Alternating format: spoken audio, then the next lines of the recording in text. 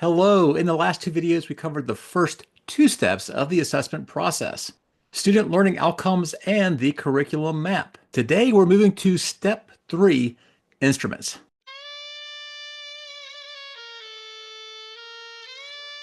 Not that type of instrument. I'm talking about instruments used to collect data, multiple choice tests, rubrics, attitudinal measures. In this video, I'll cover three things. The single most important rule for choosing an instrument, the difference between direct and indirect assessment, and when to choose multiple choice tests versus rubrics versus attitudinal measures. And we'll spend the most time on that part. Let's start with that most important rule. Your instrument must align with what you want to measure. In this case, the student learning outcome. Here's a quick analogy. Imagine I want to measure someone's height, but I use a blood pressure machine. It doesn't matter that the blood pressure machine is the best in the world. It could cost $1 million. It's still a terrible instrument for measuring height. The same thing happens in higher education, albeit at a more subtle level. Imagine a college buys a well-known critical thinking test. The problem? It doesn't match to how that college defines critical thinking. So although the test might be great somewhere else, it produces bad data locally. Bottom line, a great instrument that doesn't match with your SLO is still a bad instrument. Let's talk about direct versus indirect instruments. Indirect instruments usually measure opinions, perceptions, or self-appraisals. Direct instruments require students to demonstrate what they know or can do. Here's a real-world example. When I was a kid, an indirect measure might be my mom asking, "Keston, is your room clean?" "Of course, Mom." A direct assessment, on the other hand, might be my mom walking into my room, looking around, and especially looking under my bed to see if there's any crap underneath there.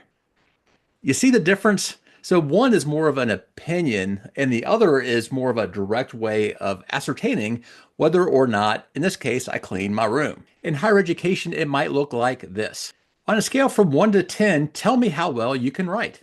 That's indirect and honestly not a great item. A direct approach would be asking students to write an essay and evaluating it under clear criteria. Both types have their place, but you can see why direct measures are preferred when evaluating knowledge and skills. One more foundational idea before we start getting into examples. The quality of an instrument matters. Let's face it, we're probably never going to find or create the perfect instrument, but some instruments are clearly better than others. I've linked to a free article in the description if you want to dig deeper into quality issues like reliability and validity. Now we're on to the main show, folks. Instrument types. And as we've done in the past, we're going to lean on our favorite hypothetical program, the BA in Comic Book Collectibles. And for fun, this program is going to develop their own instruments. The first thing they're going to consider is rule number one, alignment. They have to ensure that the instruments they develop are aligned with what they want students to know, think, or do. Well, geez, what gives us the guidance to let us know what we want students to know, think, or do? Recall, that's the very first step of the assessment process. Once you've done that, it's so much easier to find an instrument or create an instrument that matches onto that SLO. You're going to see three different SLOs from this program, one having to do with identification, another writing, and the last with an attitude. Let's take a look at this SLO.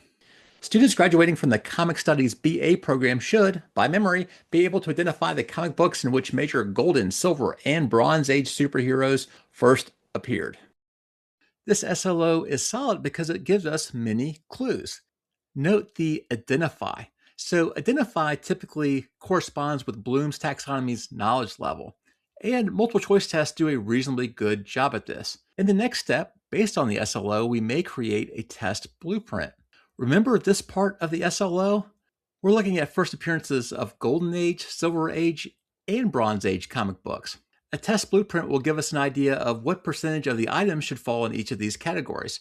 Perhaps we want it to be equal across categories. So a 60 item test, let's say, might have 20 items for gold, 20 for silver, 20 for bronze. The key idea is this: decide what needs to be represented and how much before you write items. There's a lot that goes into writing a good multiple choice item, and we'll just scratch the surface here. Let's imagine we're writing an item for the Silver Age. You have an item stem, which is the question, the correct answer, and plausible distractors. In this case, the right answer is Amazing Fantasy number 15 from 1962. Let's move to another SLO and then think about what type of instrument might help us. Students graduating from the BA in comic book collectibles will write an accurate sales description of a comic book, including notable features of the issue, condition, rarity, and anything unique about the copy. This SLO gives us a lot of clues. The first is that verb, write. If I'm going to assess a student's writing ability, I just don't think a multiple choice test is going to do. In these cases, like writing, dancing, some kind of presentation, these types of performances lend themselves to evaluation via rubric. Let's create a rubric, shall we?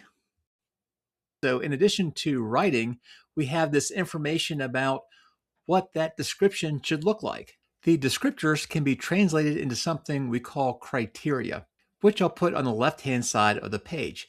And then up top are levels of proficiency, which you can call anything you want, but the labels beginning, developing, good, and excellent are extremely common.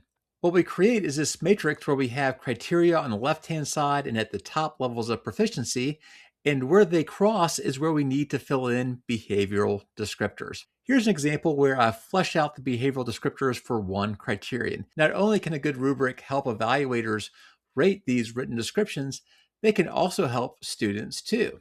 Many instructors actually share rubrics with students to make expectations more explicit. If you'd like me to run through a more complete example where I actually work through a lot of the cells of a rubric, let me know and maybe that will be a future video.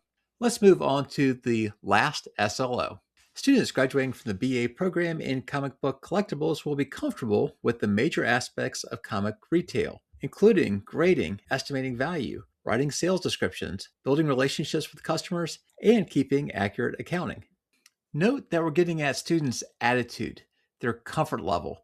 It would be very difficult to evaluate comfort level with a multiple choice test or a rubric. In this case, an attitudinal measure will do just fine. If we're creating our own instrument, we can use a test blueprint again. And if the SLO is well written, we can take clues from that to help us create our blueprint. And here we go. Grading, valuation, writing descriptions, building relationships, and accounting are all part of the blueprint. With respect to building relationships, an item might be, it's easy for me to talk about comic books with customers, or I enjoy meeting new comic book fans.